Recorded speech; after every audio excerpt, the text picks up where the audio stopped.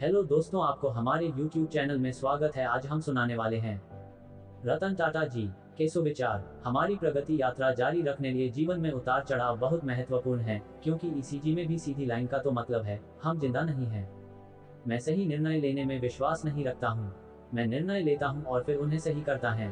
आप तेजी से चलना चाहते हैं तो अकेले चलें, लेकिन अगर आप लंबा चलना चाहते हैं तो लोगों को साथ लेकर चलो।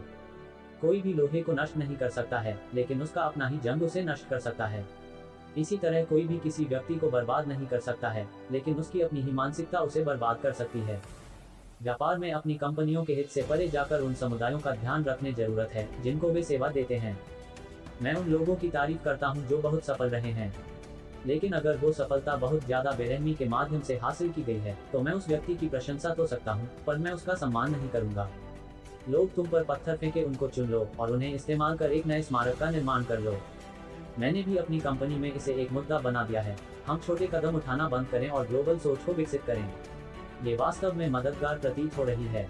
मेरे मुख्य दावों में सत्ता और धन दोनों नहीं है। वो दिन मेरे लिए दुखद होगा जिस दिन मैं उड़ने में सक्षम नहीं होऊंगा। युवा उद्यमी भारतीय पारिस्थितिकी तंत्र में बड़ा बदलाव लाएंगे। हम सभी के पास समान प्रतिभा नहीं है, फिर भी हम सभी के पास अपनी प्रतिभा को विकसित करने के लिए एक समान अवसर हैं।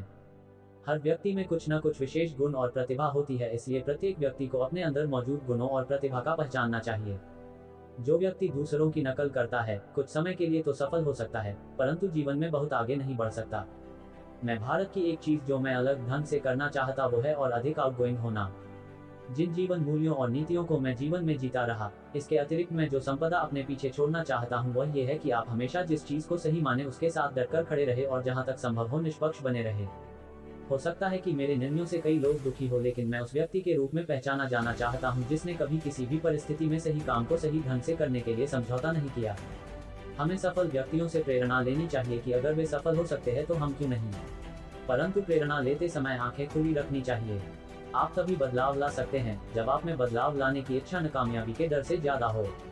मैं उन लोगों की तारीफ करता हूं जो बहुत सफल रहे हैं, लेकिन अगर वो सफलता बहुत ज्यादा बेरहमी के माध्यम से हासिल की गई है तो मैं उस व्यक्ति की प्रशंसा तो सकता हूं, पर मैं उसका सम्मान नहीं।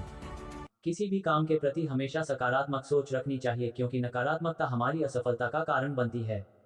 पेड़ काटने के पूर्व कुल्हाड़ी की धार देखने की आवश्यकता होती है, इसलिए जब 8 घंटे में पेड़ काटना हो तो 6 घंटे कुल्हाड़ी की धार तेज करने में लगाने पर सफलता प्राप्त होने के अवसर कई गुना बढ़ जाते हैं।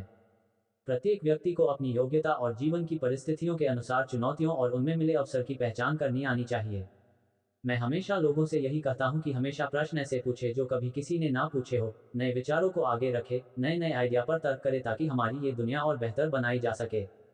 ऐसी कई चीजें हैं जो अगर मुझे दोबारा जीने के मौका मिले तो शायद मैं अलग ढंग से करूंगा, लेकिन मैं पीछे मुड़कर ये नहीं देखना चाहूंगा कि मैं क्या नहीं कर पाया।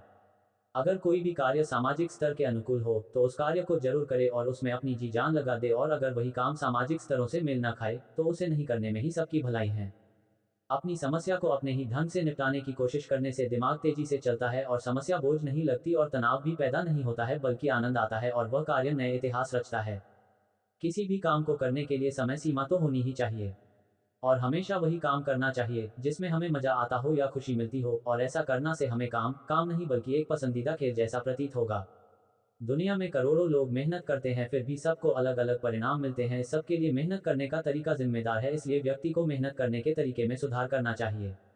केवल पैसा और शोहरत कमाना ही काफी नहीं है। सोचिए, जब आपका किसी से ब्रेकअप होता है तो उस दिन कंपनी में प्रमोशन कोई मायने नहीं रखता।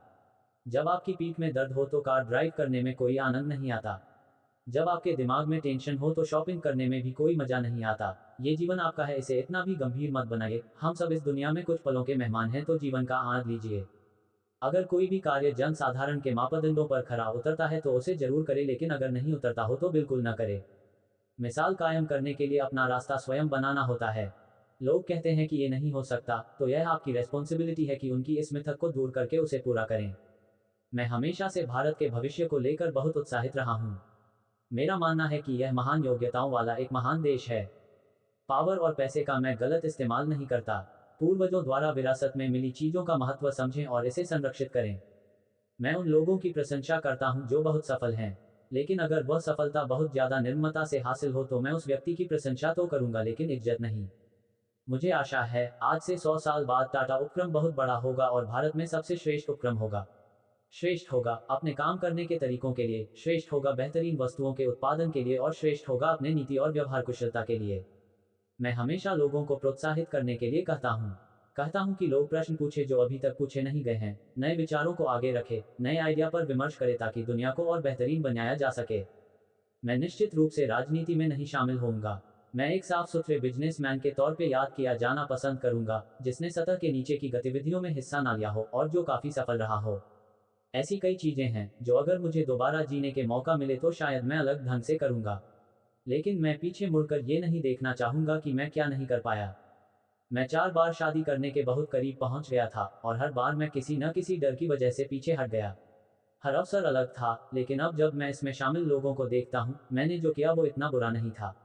मेरा मानना है अगर शादी हो जाती तो ये और भी कॉम्प्लेक्स होता। मैंने जिनका अनुसरण किया वे बहुत ही महान थे। श्री जे आर डी टाटा भारतीय व्यापार के प्रमुख स्तंभ थे। वे 50 वर्षों तक टाटा संगठन की डोर थामे रहे। जीवन में केवल अच्छी शैक्षिक योग्यता या अच्छा करियर ही काफी नहीं है। आपका लक्ष्य होना चाहिए कि एक संतुलित और सफल जिंदगी जिया जाए। संतुलित जीवन का मतलब है आपका स्वास्थ्य, लोगों से अच्छे संबंध और मन की शांति, सब कुछ अच्छा होना चाहिए। सब कुछ ठीक है, कभी कभी काम से छुट्टी लेना, क्लास बंद करना, किसी एग्जाम में कम मार्क्स लाना या छोटे भाई बहनों से कभी झगड़ना, सब ठीक है, चलता है। जब हम जिंदगी के आखिरी पड़ाव पे होंगे तो यही छोटी छोटी बातें हमें हंसाएंगी और कंपनी के प्रमोशन, 24 घंटे लगातार काम, ये सब उस दिन कोई मायने नहीं रखेंगे। हम लोग इंसान हैं, कोई कंप्यूटर नहीं। जीवन का मजा लीजिए, इसे हमेशा गंभीर नहीं बनाइए। हम लोग इस दुनिया में केवल एक मोबाइल के रिचार्ज की तरह है जो अपनी वैलिडिटी के बाद समाप्त हो जाएगा। हमारी भी वैलिडिटी है और हम भाग्यशाली रहे तो कम से कम 50 साल तो जिएंगे ही। इन 50 सालों में केवल 2500 वीकेंड्स होते हैं। क्या तब भी हमें केवल काम ही काम करने की जरूरत है? जीवन को इतना भी कठिन मत बनाइए कि खुशियां आपसे दूर रहें। जो व्यक्ति बहुत सफल है मैं उनकी प्रशंसा करता हूं, लेकिन अगर वह सफलता लोगों के साथ निष्ठुरता और क्रूरता से हासिल की है तो मैं उस व्यक्ति की प्रशंसा तो कर सकता हूं लेकिन इज्जत नहीं। मैं काम करते हुए कुछ लोगों को ठेस पहुंचा सकता हूं, लेकिन मैं किसी भी स्थिति में इस रूप में देखा जाना पसंद करता हूं कि एक ऐसा व्यक्ति जिसने किसी भी स्थिति में अपना सबसे अच्छा काम किया और बिना समझौता किए किया।